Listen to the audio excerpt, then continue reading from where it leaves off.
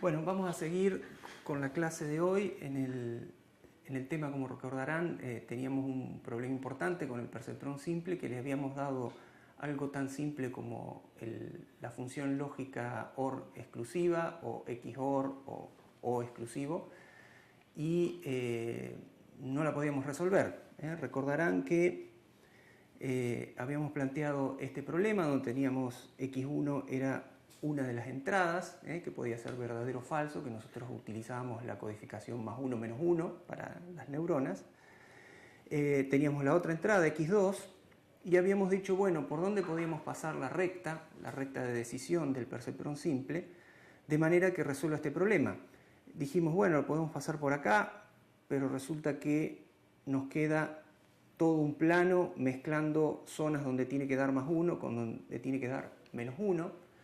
Entonces empezamos a mover, acá también nos pasa lo mismo, acá también nos pasa lo mismo. Por lo tanto, veíamos que con el perceptrón simple no podíamos resolver este problema, valga la redundancia, tan simple como del O exclusivo.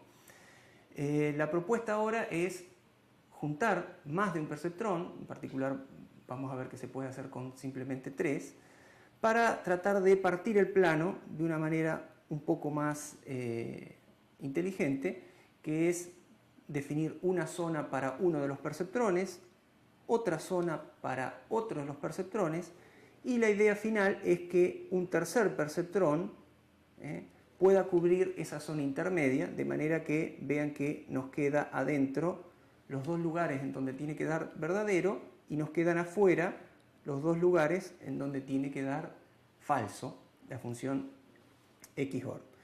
Entonces vamos a comenzar, vamos a definir un perceptrón A y un perceptrón B, que van a ser los dos primeros, y después vamos a hacer un tercer perceptrón C, que es el que va a dar la salida final de la red neuronal. Para el perceptrón A, fíjense, lo que vamos a hacer es separar un primer semiplano, o sea, una primera región del plano, vamos a poner una recta ahí, y vamos a hacer que en toda esta zona, toda la zona que queda por arriba, por ejemplo de +1, y en toda la zona que dé para abajo me dé -1. Observen que este perceptrón no resuelve bien el problema porque está dando +1 también para este caso, que tendría que dar -1. Entonces, esa es una fase, una parte de la resolución del problema. Vamos a definir un segundo perceptrón. Acá dejé en verde marcado el primero. Vamos a definir un segundo perceptrón que haga algo parecido, pero un poquito más arriba. O sea que fíjense que es el mismo perceptrón de antes, prácticamente van a ser los mismos pesos, pero le corrimos la ordenada al origen. En este caso también vamos a tener que el perceptrón va a dar +1 en toda esta zona y -1 en toda esta zona. Vamos a seguir un paso más. Ahora nos quedan definidos el perceptrón A y el perceptrón B. Y fíjense, en la zona en donde el perceptrón A da 1, esta zona de acá, y en la zona en donde a la vez el perceptrón B da -1, es donde tenemos la intersección de esas dos zonas que nos interesan. Entonces tendríamos que estar pensando en un tercer perceptrón que trabaje bien en esa zona de interfaz, que junte esas dos salidas. Así es como vamos a idear un tercer perceptrón, como decía al principio, con la idea de que decida bien, o sea, que dé +1 en esta zona de intersección, en donde uno daba +1 y el otro daba -1, y que dé -1 en cualquiera de los otros casos. Ese va a ser nuestro perceptrón C, el perceptrón que va a dar la salida final. Entonces vamos a ver cómo podemos construir ese perceptrón C. Tenemos que pensar en las salidas de los dos perceptrones anteriores, del A y el B. ¿Y qué hacer con esas salidas del perceptrón A y del perceptrón B? Entonces vamos a considerar la salida del A y la salida del B. Y ante la salida del A y la salida de B, que van a ser las entradas a C, vamos a ver qué debería dar la salida de C, el perceptrón final. Habíamos dicho, si la salida de A es más 1 y la salida de B es más 1, entonces, ¿en qué región estamos? Si la salida de A es más 1, que cubre todo esto, y la salida de B también es más 1, estamos acá en esta región, en la región donde hay intersección entre la superficie que estoy dibujando. En ese caso, ¿qué tiene que dar el perceptrón C? El perceptrón C, para que dé bien, tiene que dar lo que tenemos marcado ahí, el menos 1.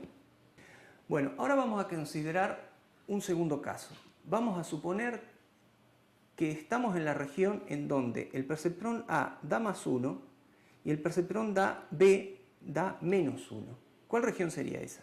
Bueno, similar a lo que hicimos antes, toda esta zona sería la región en donde el perceptrón A da más 1. Y voy a dibujar la zona en donde el perceptrón B da menos 1. Fíjese en la intersección, donde quedan los rombos. Esa franja es la franja que nos interesa. ¿Y qué esperamos que dé nuestro último perceptrón, el perceptrón C? Bueno, en esta zona lo que queremos que dé es más 1, que es la zona en donde la función XOR da verdadero. Así que para esa zona le vamos a pedir más 1. Finalmente, hay otra zona que nos interesa, que es la zona en donde ambos perceptrones dan menos 1. Tenemos menos 1, menos 1, que ¿dónde sería? Sería en esta zona donde A y B dan menos 1. Lo voy a hacer con una sinusoide. En ese caso, ¿nosotros qué queremos? Queremos que la salida del perceptrón final, el perceptrón C, sea menos 1. Entonces, fíjense que con este simple análisis nos hemos armado una tablita de verdad y en función de esa tablita de verdad es que vamos a tratar de diseñar el perceptrón C.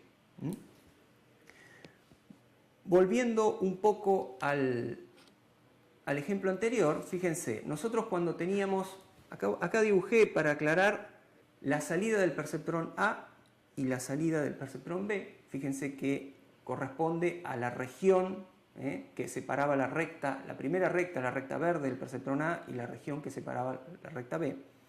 Habíamos dicho que cuando ambas eran positivas, la salida del perceptrón C tenía que ser menos 1. Cuando teníamos A positiva y B negativa, ¿se acuerdan que era la franja intermedia? Era esta parte que nos interesaba que dé más 1. Y cuando teníamos ambas negativas, que era la parte de abajo, la zona que quedaba bien abajo a la izquierda en el dibujo, teníamos esta otra salida para el perceptrón. Quiere decir que si acá trazamos una recta que pase por acá, podríamos estar ya resolviendo el problema, porque nos quedan todos los menos 1 abajo y todo lo que debería ser más 1 arriba. Así que, muy parecido a como sabemos ya diseñar para el perceptrón simple una solución, tenemos que hacer pasar para el perceptrón C esa recta y vamos a estar cumpliendo con la tabla de verdad que nos va a dar la salida deseada. Una observación más, fíjense que en esa tabla de verdad había 3 valores nomás, y en ningún momento nos interesó qué pasa cuando la salida B es más 1, pero la salida A es menos 1. Realmente lo que sucede es que nunca se forman regiones con esa intersección, entonces no nos va a importar qué salida dé el perceptrón C en esa situación. Por eso acá yo puse una X porque realmente no nos interesa.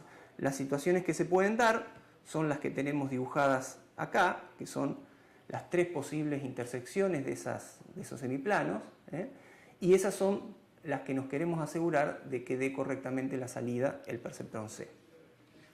Bien, así que dijimos que la recta del perceptrón C tendría que pasar aproximadamente por ahí. Podemos tomar un punto de referencia. Fíjense que también tenemos una pendiente de 45 grados y tenemos una ordenada al origen de más 1. O sea que cuando y sub b se haga 0, esto va a tener que valer más 1.